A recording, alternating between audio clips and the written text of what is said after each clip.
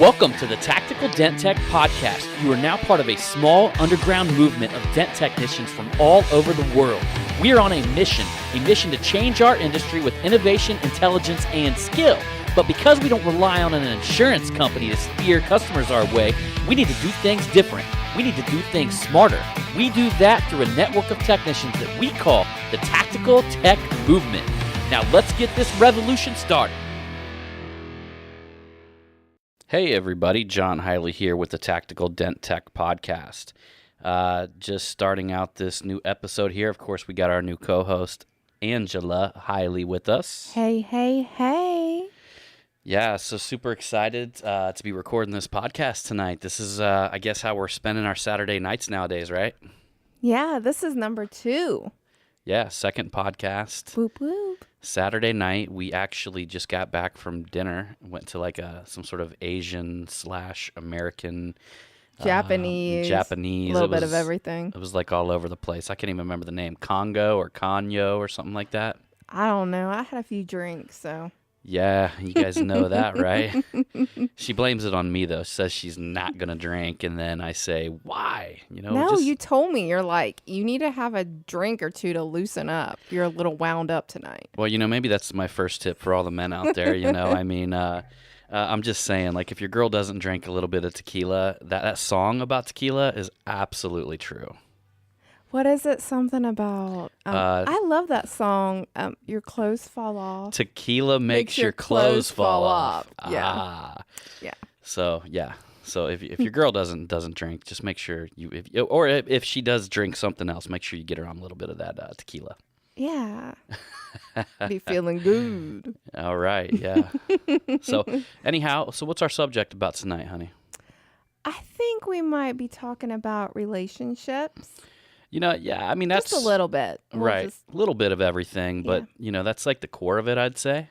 Yeah, we'll just see how it goes, right? Yeah, I would say, like, that's some of the biggest problems that I see out there with a lot of the men that I meet is that, and, I'm sure a lot of the females as well, I mean, everybody having, like, these massive relationship problems, and it affects their life, it affects their business, and, of course, we're trying to, like, make everybody...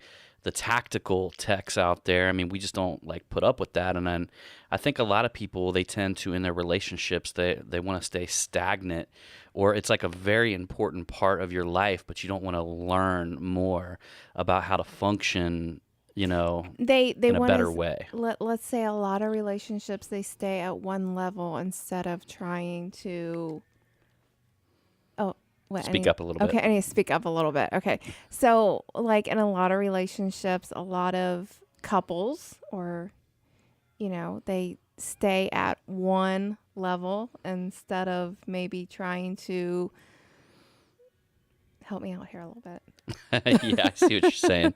Look, basically, yeah, I see what you're saying. Like, instead of maybe going a little bit deeper into what really makes like a man and woman's relationship function really well. And I'll just kind of tell you what qualifies us for this, all right? Because number one, if there's been problems, we've been through them. Oh, absolutely. I mean, we were married or together at an early age, and then married at an early age, and we had a child at a very early age. And I mean, we're both 36 now, and I'm 37 and you're 36.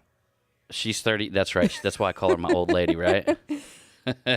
Yeah, but you're my sugar daddy, though. I'm your sugar daddy, right? Yeah, I can dig that, But yeah, so, and we have a 16-year-old. Oh, he's going to be 16. Yeah, he's a 9/11 baby. I'll just put it out there. So, like, John and I get together. We met on November 3rd. And I swear to God that when I first seen her, guys, that, like, we've never been apart since then, okay? No. And I'm this, like, straight-up player type dude. I mean, and I see her, and like she was literally looked like an angel sitting there in front of me. That's too sweet. That's really sweet. But like, I'll just keep it real. John and I, like, we got pregnant a month and a half into our relationship. After we were together. So just kind of picture that. I mean, any females that are out there listening to that, like, think about that. Like, let's say you meet this guy and you're head over heels, but yet you're trying to tell yourself and you're trying to put out this vibe that you're to him that you're just going to see where it goes, and you don't want to let him know that you're like so into him. And go ahead. You can hear like the floor squeaking a little bit when my floor's a little squeaky. It's It was getting a little too warm in here already, and John had to like turn the air down. That's really what it was. Air conditioned shop. That's the beauty of that. So yeah. But, I mean, you guys can't blame me. I mean, look, I walk in, I see this angel. We talk all night long. I find the love of my life. So not an angel. And, I'm a dude, was never expecting to run into a girl that I was, gonna, I told her, I mean, I didn't let this out there, of course, at the beginning, but I fell in love with her the very first night that we met. And I just knew, there was something inside of me that I knew she was going to be the only one. I felt the same way, but I just didn't want to let you know. Yeah. So you guys gotta look at it from my perspective. I'm gonna try to get her knocked up. You know what I mean? No, that is not what you were. Is that what you were really thinking? Subconsciously, maybe. Oh dear Lord! Well, it worked. Hey, yeah. I got knocked up, and we're together, and it's been 17 years later. It'll be 17 years in November. Yeah, so I'm just trying to tell you kind of what our qualifications are here, because 17 years, we've had our rough times, we've had our good times, we've had our bad times, and over probably I'd say the last 3-year stretch, we've really gotten closer and closer and closer together, and I think that was I'm just gonna tell you guys the way I feel about it. Okay. I had to take personal responsibility. And I was telling my wife earlier, I wouldn't care if I was talking to a woman or if I was talking to a man or both of you were in a relationship or I was talking to both of you. I look at both of you and say, you have to take personal responsibility regardless, because the moment you blame it on the other person, you put the power to change things out of your hands. Yeah. If you reduce yourself to that level where you have no power to change things, there's no moving forward. It's just oh, well, I would like to change, but she won't, do this or won't do that. And the moment that I took the power back and put it in my hand, said, dude, you're responsible for this shit. You know what I mean? It's your responsibility to make things good, to make things great, to bring passion back into your marriage, to bring the love back in your marriage that you needed, that needs to be there to have a happy, functioning relationship. That's the moment things started to change. And then on top of that, we spend a lot of time in our lives looking at different areas of our lives and studying. We try to be better business people, right? So we listen to podcasts to become better business people. We try to learn more about our trade. So we, study on whatever, Dent Trainer, or we study on the forums, we read that type of stuff. But then one of the most important parts of our life, we fail to grow. We continuously, and I know that I did, I kept doing the same thing over and over again, expecting different results. And that's the definition of insanity.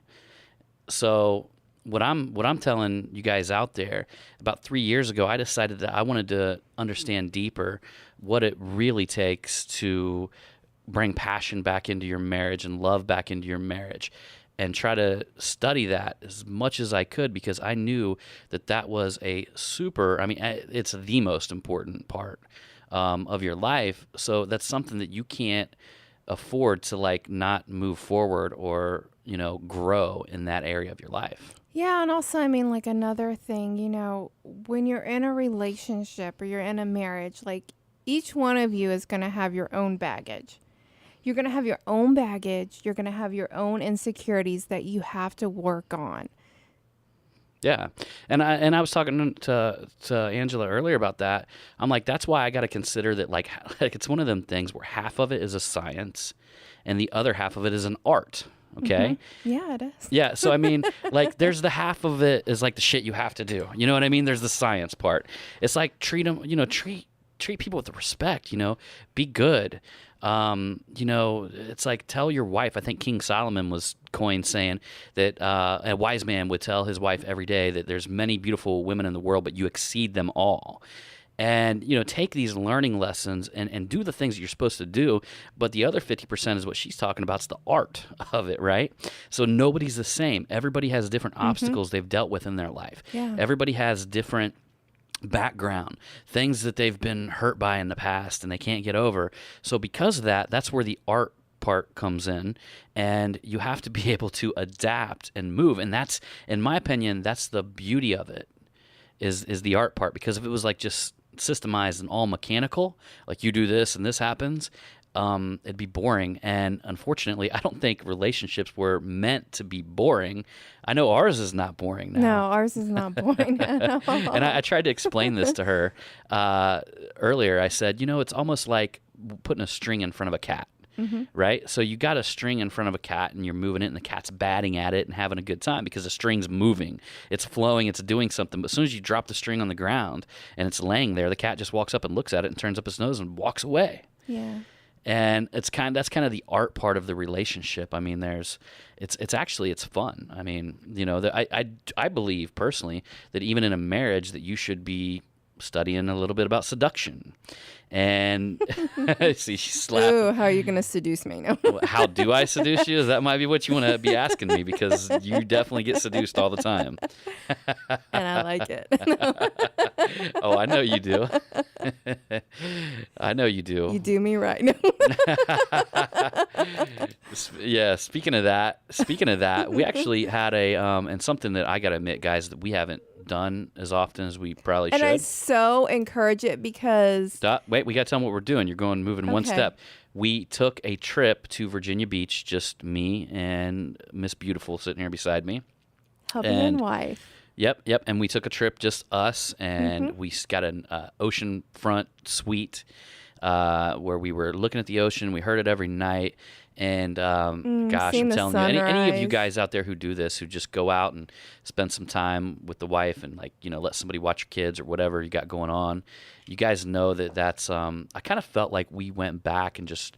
It was like when we first met. It was but even like better at the very beginning. But it was so much.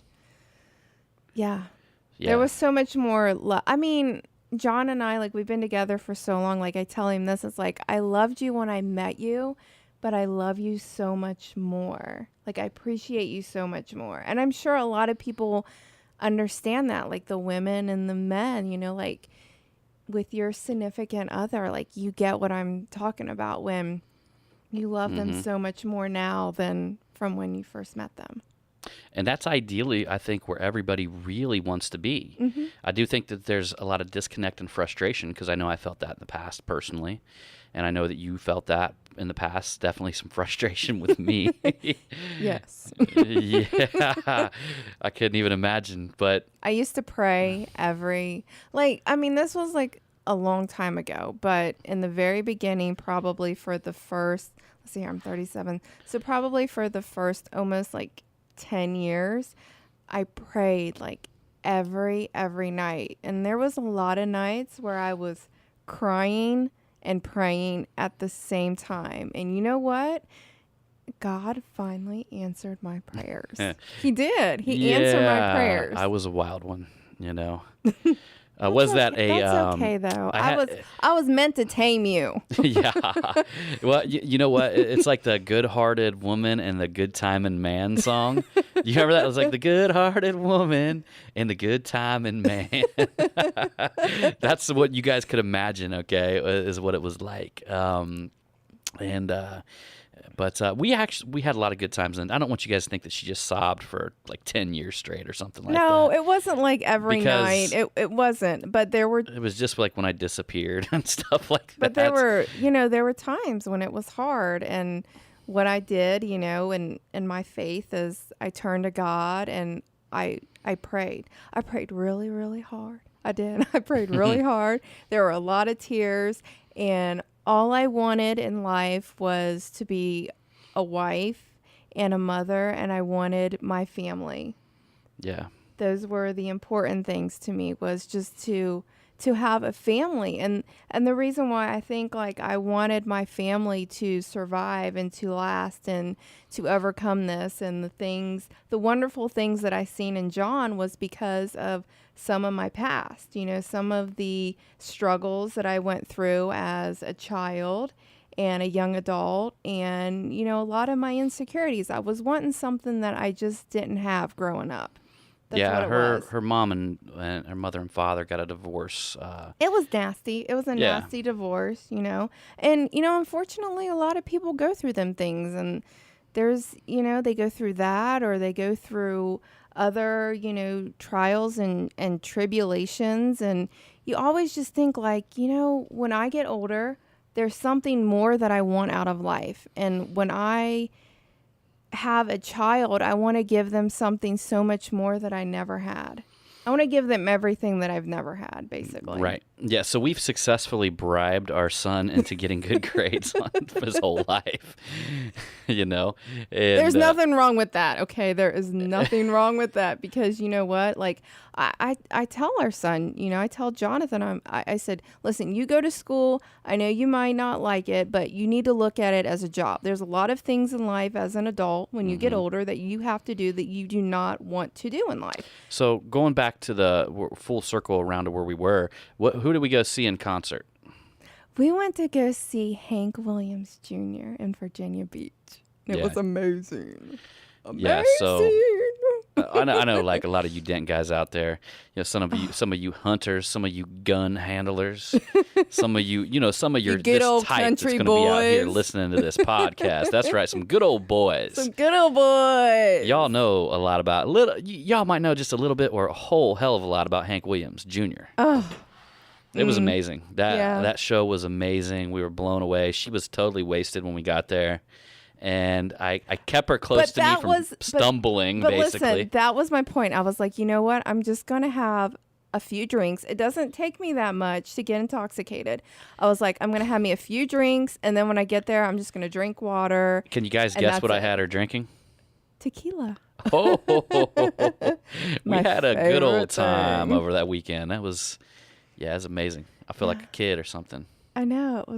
It was awesome. Hank Williams Jr., if you've never seen him in concert, I suggest that you do that because he puts on one hell of a performance. Excuse me. It sounded like you almost said. Like pouring something? Yeah. Well, I mean, I ain't even going to say about my...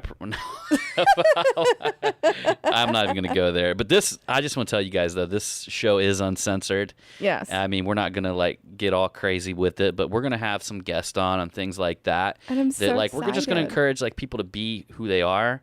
And you know what? I like being around people that aren't scared to say fuck.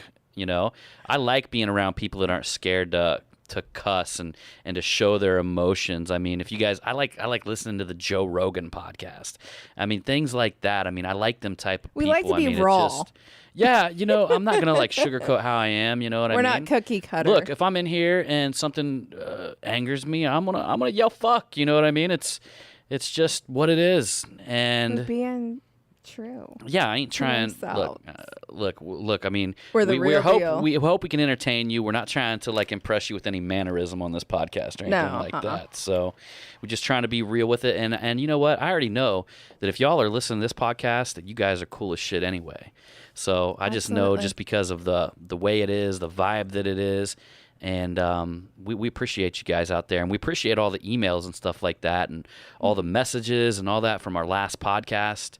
I mean, I want to say there were some people that basically said that I really think what it was, there was a lot of people that said, holy shit, you know what I mean?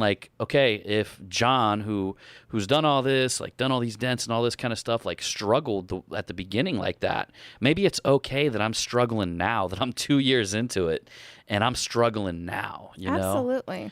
So let me, I'll just before we get back on track here, I do want to put a little shout out to Tori. What? Am I talking the mic? Oh, I'm not. Okay. To Tori. She sent me a message on Facebook Messenger and just was thanking me. And I just wanted to give a little shout out to her and just say, hey, you know, Mm-hmm. thank you. And it's kind of nice that there's actually like other women out there that listen to this podcast instead of men. Guys, I'm going to reposition her mic, and that's awesome. But I'm going to put her right here so she keeps looking at me, and that's why she's turning her head. So I'm going to point her right here towards me, and I'm going to put the mic right in front of her so she doesn't keep turning her head and the sound keeps cutting off. So, but yeah, so we got big response on the last podcast. That was pretty cool. Yeah. And we honestly think that we're tapping into something that might be quite entertaining. And we just really think that this is going to be a cool dynamic. It's never been done before, you know? No. So going back, are you all right? You're trying to position the mic. I'm sorry. I don't want to bore anybody. You're not boring I'm anybody. good. You're not boring anybody. Okay, I'm good. You're all good. So going back to that, I just want to talk to you guys a little bit about what I've been able to understand about, like, I would say, and this is something that I kind of got off Tony Robbins and there's some other books. I think I've talked about The Way of the Superior Man and some other really good books. And for a man, one of the biggest things that I have personally learned in my conquest to basically be able to master this whole relationship game is that one of the biggest problems is that, number one, you always have the polarity between male and female. And like I'm like in our relationship, you know, I'm definitely the masculine, and she is definitely the feminine. Now, I will tell you, I've seen some other relationships, and even in, I'll let your imagination go wild, in any type of relationship out there, right, whether it's man and man or woman or man-woman, there typically is always that polarity. There's always the one that's more masculine, and then there's the one that's more feminine, okay? And that is what creates the polarity or the arc, which creates the sexual attraction, okay? Now, what that is, and I want you guys to imagine this, okay? Everything in this world has a positive and a negative. The battery you hook your car up, a light, I mean, everything flows from two stems, okay? The North Pole, the South Pole, like all that circulates around polarity, okay? Like an opposite, all right? That's what I want you guys to think about the relationships, is the opposite, okay? There's feminine and there's masculine. There's the polarity, okay? And in that, I want you guys to here's the short story on this, okay? And this is something that Tony Robbins teaches in like some of his higher level meetings and all that kind of stuff, is basically that what typically happens is feminine is like everything's now, okay? Like feminine is everything beauty. Like feminine is the original people that seduced, okay? Like the feminine is definitely much more seductive than masculine, okay?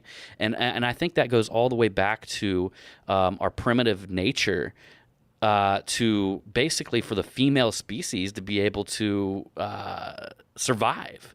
Be sexy, right? Right? I mean, think about it. I mean, you were. I mean, as much as I like to club you and drag you into the woods, no, I mean, mind that. right? Somehow women figured out a way to seduce their way out of that. Like, hey, don't club me, you know, take me home, keep me longer, or whatever, right? And so that's where seduction. That's feminine side. Okay, that's everything now. All right, so that's why typically, and I'm just going to say this to you, that's why a female usually somebody can do something to her and it would ruin her whole day, you know, because it's now. It's what happened now. And feminine is very reactive, okay? Like something happens, you react. And probably has a lot to do with our hormones. Probably. Masculine, men were meant to have a feeling of timelessness inside of them. And we were meant to be connected to like a bigger mission.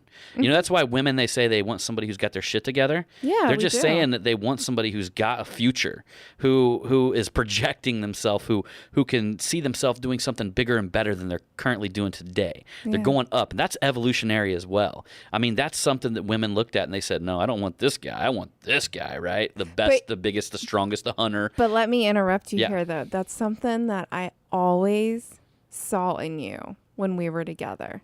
Yeah. Like from day one. So you guys see that? I was seductive. I had her believing that. No, I seen something in you that you probably didn't see in yourself at the time.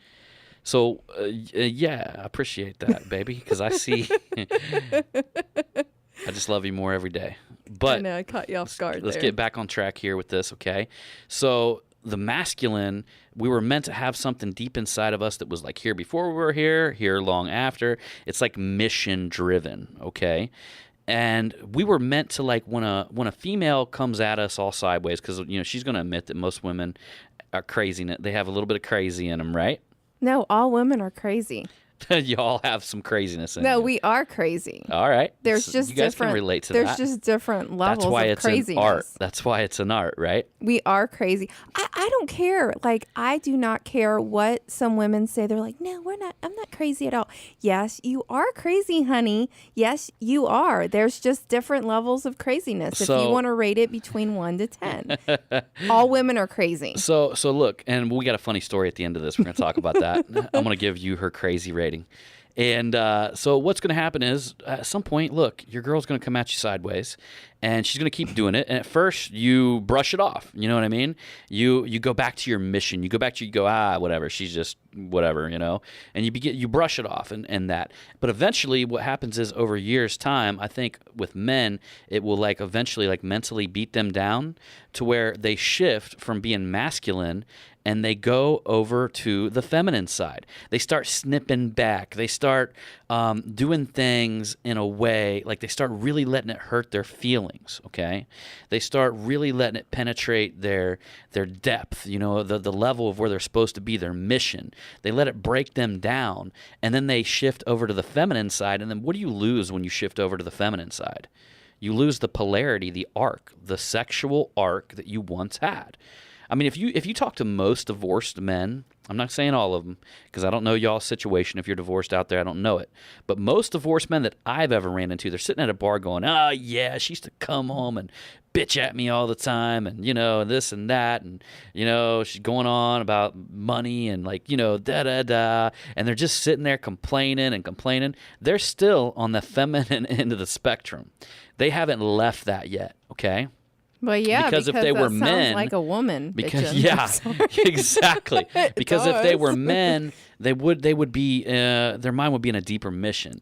Because as much as and I tell her this, okay? Because I guess my biggest fault is that sometimes I just make her like she's the center of my attention, and that all the time shouldn't 100% be that way, because your woman really doesn't want to be the center of your attention. They may say that they want to, but they really don't want to. They want to be part of a bigger mission with you and in that with you. Like they don't want you to feel that they're the center of your world, you know? And I'd say that's probably just because, you know, I don't know. Sometimes I'm just seduced by this girl sitting in front of me. And dear Lord. Here I go again. I better get back on track. But you all know what's up. I mean, I'm out there doing my thing, so there's a good majority of my time that I'm on my mission, you know, and I'm doing my thing, you know. But that is usually the breaking point. That's what disarms. Like I would say if most men look back into the problems in their relationship, most of the time it would be the man shifting to the feminine. So anyhow, I guess what I'm just trying to like narrow and break this stuff down to is that you should always be on a quest. You should be spending as much or if not more time trying to figure out how to function bigger and just being a better person in your relationship.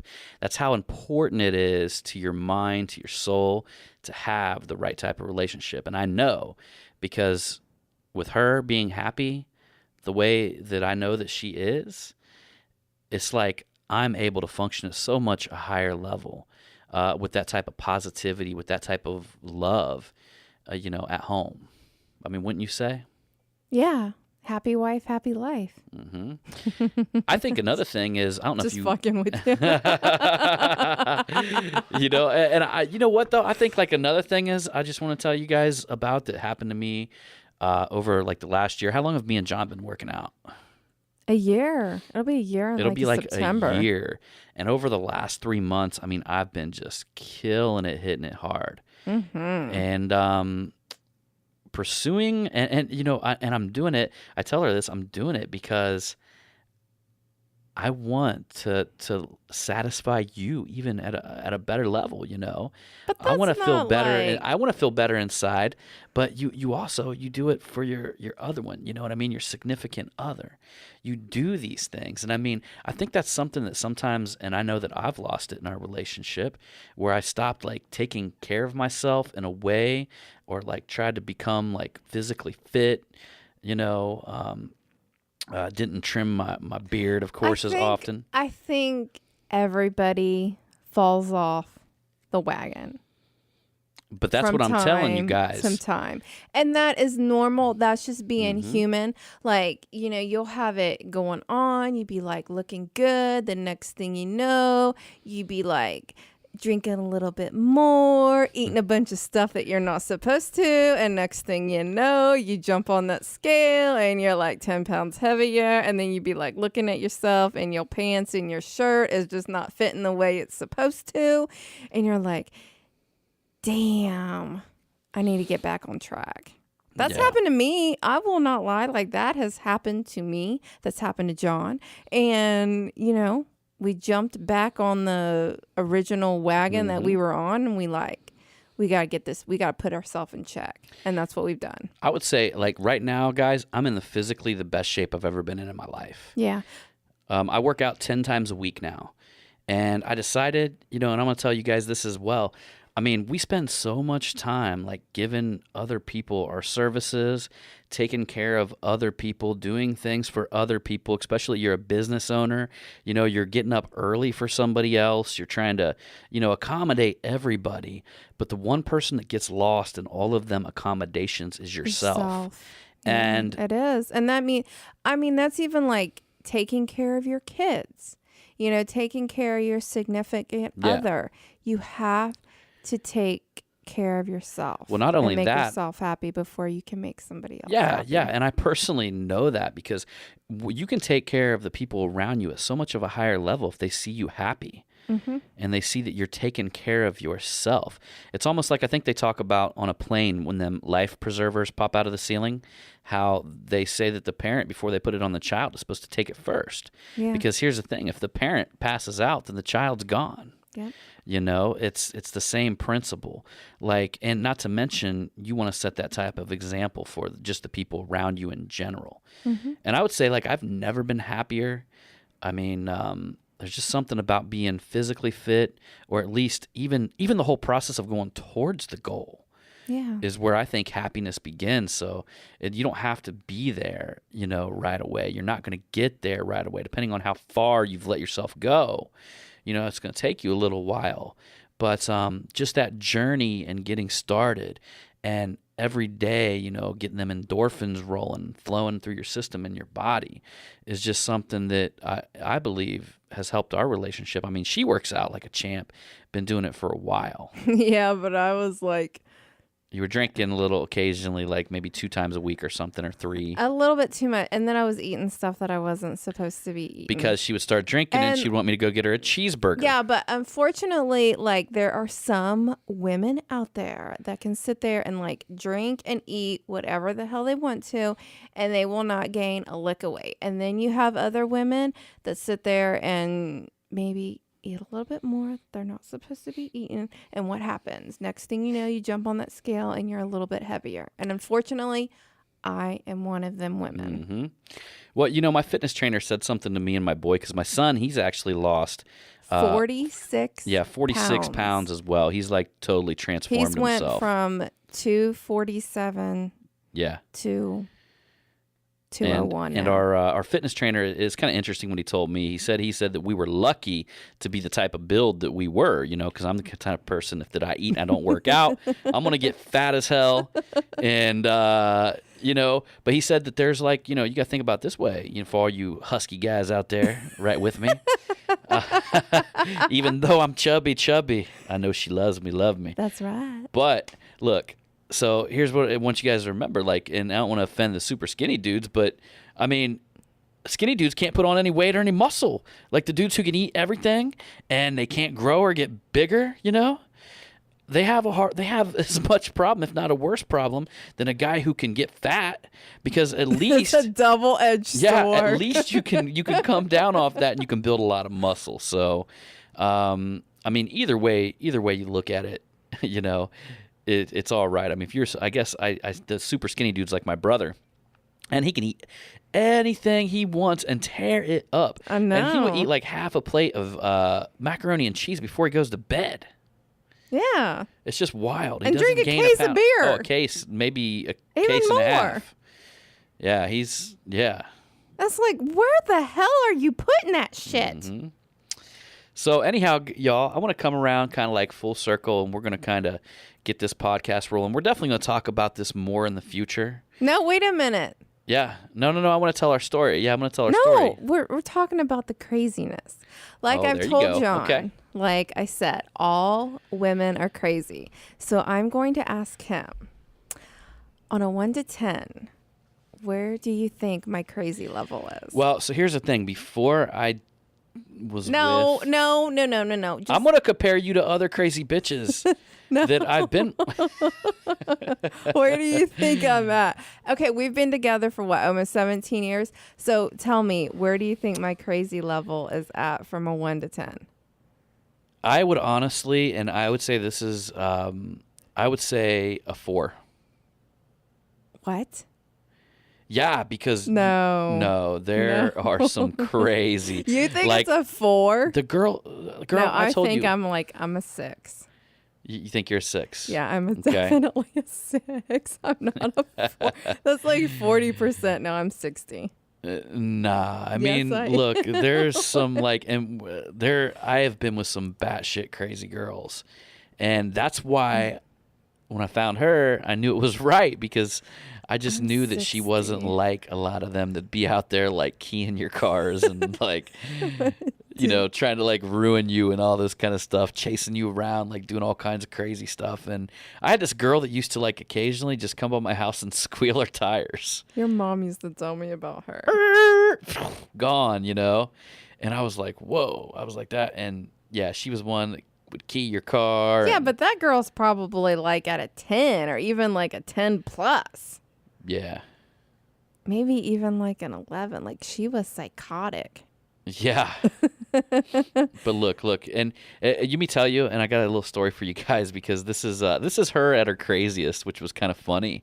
We were at the Mobile Tech Expo last year, and so I tweaked my back, right? Oh, dear Lord. I was like, don't you ever tell anybody this story, but like I can laugh at myself, so it's cool. So I want to tell you guys this. When I got to the Mobile Tech Expo, I like twisted, and my back was tweaked all weekend long. Like I could barely move. Like people were literally, if any of you guys who see me there were walking up, I was selling all the tactical hammers at the Dent Trainer booth, was coming up to me going, dude, you can't even hardly bend over. And I'm like, and I was like, I seriously, after the show, I laid down, almost couldn't walk when I stood back up. I mean, that's how bad my back, I turned and something tweaked, and it just was horrible. So there was this massage lady that was down at the hotel. And I met her for a massage, right? And we went wait a out. minute. It's a Thai massage. Yeah, I did a Thai massage, which is freaking amazing. They stretch you while they massage your muscles. It's wild. And so met her for the first massage, but she only had 30 minutes available because she was massaging Keith Cosentino right after me. I didn't know that till I came walking up. I'm like, this clown? I'm like, no. I'm like, you need to like tell him I'm taking his spot. You're like the best massage therapist I've ever met. She's like, well, I can give you the massage tomorrow, you know, as well. We'll do like, I was like 90 minutes. Like I need 90 minutes. So, okay, right. And the craziest thing, she comes there and it's pouring down rain outside. So she's like, you know, I talked to the staff here. They said that I can give you a massage inside the cafeteria. And I'm like, okay. So we go in there, and a Thai massage, they just lay a mat on the floor and they just massage you whatever. So she's giving me a massage in the middle of this cafeteria. And all of a sudden I hear somebody come in, and Angela here burst through the door. It's like, John. And I look up and I say, "What? You know what?" So she bursts through the door while I'm getting a massage, right? And John's with her. My son's with her, right? And she says, "John, that there's a tornado warning out here. There's a tornado coming towards us. There's a warning." And so I gracefully look up and I say, all right, you guys go sit over there while I finish my massage. Yeah, and this lady's like, what do you want me to do? And I'm like, finish the massage. I'm like, there's a fucking tornado warning. And we're supposed to seek shelter. So I'm like, all right, whatever. So I'm laying there and I'm finishing my face massage. Was so like, oh my red. God, was she like? My adrenaline was running. So she was I was in there. so worried. She was in there sitting in this cafeteria while I'm getting a massage in the middle of this cafe. She was so mad. I was so mad. But here's the crazy thing. So mad. We leave, right? And we get ready to leave, and she is so angry. No, she's like, you stay there, and you're still getting your massage. And I was just like, fuck this. Me and Jonathan's just going back up to the room. So I guess if the tornado is like coming through our way, it's just going to take us with us. No, but don't you remember me and the massage therapist walked with you guys because we switched rooms because they said we couldn't do it in the cafeteria anymore because there was bus people in there or something. So we went into the hotel and there was a room available. The security guy got us, right? No, I didn't go with you guys. Yeah, so there was a room downstairs by the Mobile Tech Expo. There's like a little office room or something like that. You guys just like blew me and Jonathan off like we were just a bunch of like crazy like. But here's the funny thing, guys. We got out into the hotel, and I was thinking like everybody was going to be running for cover and all that stuff. Everybody was acting normal, just waiting for the elevators and this and that, right? And I'm like, there's a tornado warning. We're supposed to seek shelter. Like, this is something we don't mess with. Oh, my God, was she mad whenever I got done with that. You got over it pretty quick, though, didn't you? You weren't mad that long. No, I was fine the next day. Yeah, that's right. You were mad that night, wasn't you? I don't know. Maybe people in Orlando, Florida handle a tornado warning differently than people here in Ohio. People wasn't even like, she was a frantic mess and everybody was acting normal. I was like sitting there thinking like, is the place on fire or has it been, But we were in an area where I'm not familiar with. So maybe this tornado warning that was going on was like. You still don't think that you overreacted? No, I don't feel like I overreacted because here in Ohio. Right, so I'm going to put you back to a 6. So here in Ohio, if we would have had a tornado warning, I would have been like, that bitch is coming for us. Let's seek shelter. But I don't know. Maybe in Orlando, because I wasn't familiar with that area. Yeah. Maybe it was in a northern part of Orlando. Well, you got to think about this, though, babe. Who knows? We have a funny story now. We always have funny stories, and it usually always revolves around me most of the time because I'm overreacting. I'm like losing my shit, going batshit crazy. That's usually what happens. Well, and she just admitted that she overreacted, so that's okay. You guys all heard that, and I can laugh at myself. I have no problem laughing at myself. Right. No problem whatsoever. Yeah, I was the crazy one in the hotel. But you know what? Honestly, guys, that's why I love her so much. Yeah. And I tell her that every day, don't I? Yes, you do. Yeah. So, all right, baby. Ready to close this out? Yeah, I hope you guys enjoyed it. Yeah, wasn't there something you were going to say at the end of the podcast? No. No? All right, y'all. Well, Was there something I thought there was. I thought you had some catchphrase you were going to say. You didn't put it on your notes. What? It's all about the hustle? It's all about the hustle. It's all about the hustle. All right, y'all. We appreciate you.